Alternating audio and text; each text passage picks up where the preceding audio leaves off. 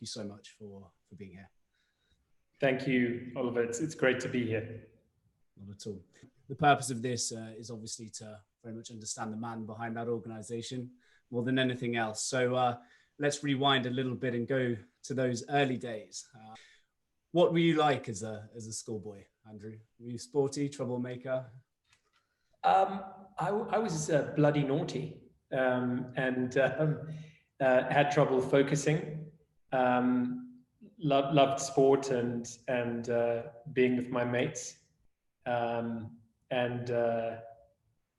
had good fun at school. But I had ants in my pants, as my mother likes to call it, and so actually started a business before I left school and almost dropped out of school. But I'm glad that I didn't. I had a wonderful housemaster at the time called Paul Murray, who convinced me that that would be the wrong thing to do. And in retrospect, he was absolutely right. So I managed to finish my schooling there, and very good experience. No, that's great. And I think you answered my next question in that answer, insofar as, did you always have those entrepreneurial tendencies running through you?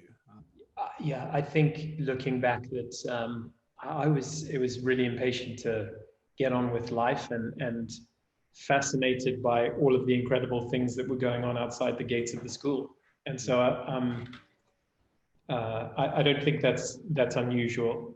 I was impatient and really keen to adventure and find new things. I must say I really struggled with focusing. I probably still do. My energy sometimes can be a little bit all over the place. Yeah. But school for me was a happy time. I moved around a lot as a kid, educated between the UK and South Africa. I was very privileged with my schooling. I had a very good education, and so that's allowed me to do various things. I didn't actually go to university. I studied software engineering, but part-time, whilst I was building a couple of small businesses once I left school, and then ended up deciding at the age of 21, after having had some things go completely wrong and fail miserably, as well as one or two things that worked and that led to some incredible experiences and adventures. I decided that I wanted to go to Wall Street and work out how money worked, and got on a plane and managed to blag my way into Solomon Brothers, which was just an extraordinary environment. So I was very fortunate. Although I must say that there was a moment where quite a few moments where I didn't think I'd be able to convince anyone to give me a shot when I arrived in London in 2000. I remember someone at Goldman Sachs, very accomplished South African who ran a large part of the wealth management business there. I went to see him and asked if he could help me with an opportunity, and he closed the door behind me and he said, Andrew, you seem like a smart young kid, and I'm going to give you the best advice you've ever heard. Stop kidding yourself. Get on a plane, go back to Cape Town, move in with your parents, convince them to support you through the University of Cape Town, do business science, or do something more specialized if you want to. And once you've got a very strong degree behind you, then come back and look for opportunities. And I left Goldman with my tail between my legs and got on the tube to go back to where I was staying at the time, and literally had to get off the tube because I thought I was going to vomit. And so yeah, I think when you choose not to go through the conventional education track, you lose a bit of a safety net, but at the same time, it throws out other opportunities. Agreed. And I don't think it's got to be said that it's quite impressive by itself. Obviously, things have become relatively more stringent on process since then, but to get into Solomon Brothers, have that time at Goldman on Wall Street or in the city in London, without the university education, it kind of shows that determination and graft from those younger years as well.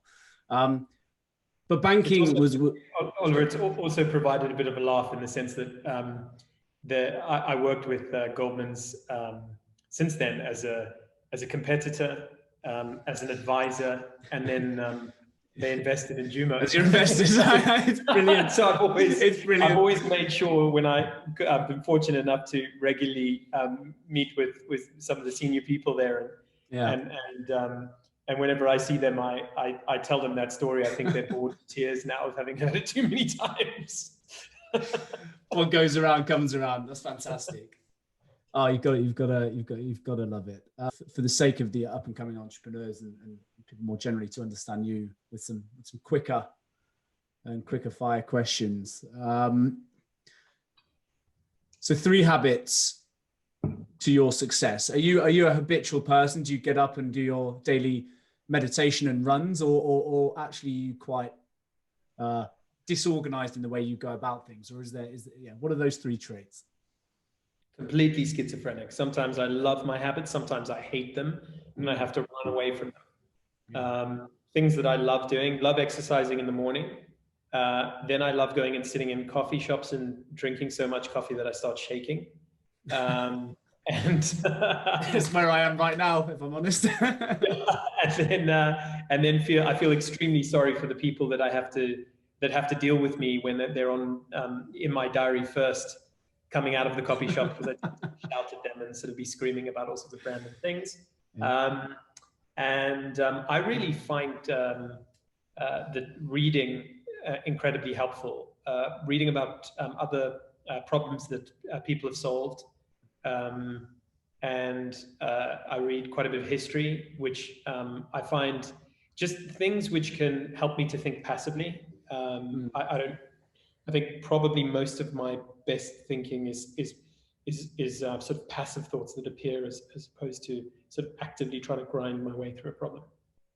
Yep, that's really cool. And then similar question but different at the same time. What keeps you motivated? I love the mission. I'm an excitement junkie. I love building stuff.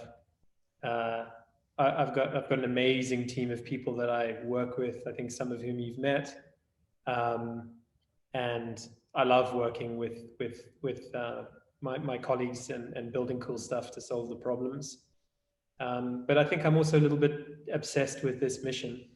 I think it was influenced to some extent by watching my father when I was a kid growing up, and he ran what was at the time the largest bank in South Africa, and was actively working to bring apartheid to an end. And that was a very difficult time, and had to go to school with bodyguards, and the government at the time tried to kill my father, and he was always very, and still is very, sort of principled and hard-headed, and I think that rubbed off on me in some way.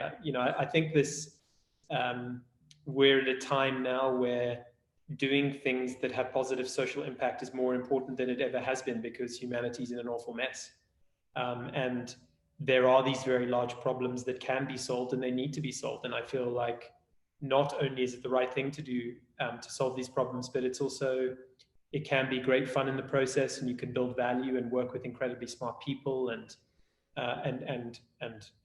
work closely with other large businesses who are also trying to solve these problems. So I guess I consider myself to be lucky. I'm grateful when I wake up in the morning and have the opportunity to do this work, and I have a incredible wife and 4 healthy children. So I'm blessed and grateful to be doing what I'm doing. You have every reason to be. Last question. What do you do in? I'm sure you work your 12, 13, 14, 15-hour days, but what do you do the rest of the time? Yeah, we've got a very busy household with 4 kids under the age of 10. I paint badly, and is that one of yours behind you?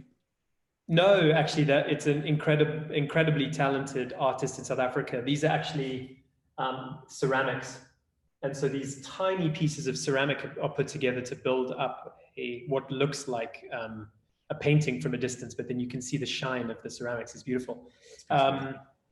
And yes, painting badly. Apart from that, really enjoy exercising during lockdown.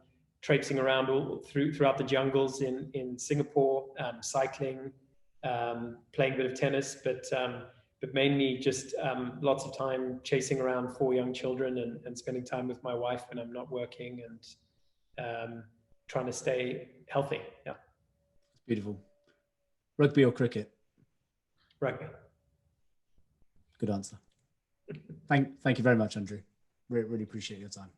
Thanks, Oliver. It's been fun. Appreciate it. Not at all. Hope to speak soon.